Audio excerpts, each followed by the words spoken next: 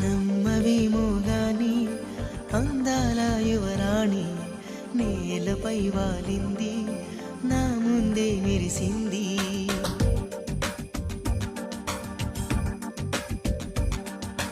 నమ్మవేమో గాని అందాల యువరాణి నేలపై వాలింది, నా ముందే మెరిసింది.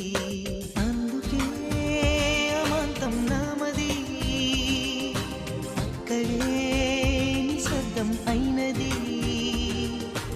ఎందుకో ప్రపంచం అన్నది ఇక్కడే ఇలాగే నాతో ఉంది. నిజంగా కళ్ళతో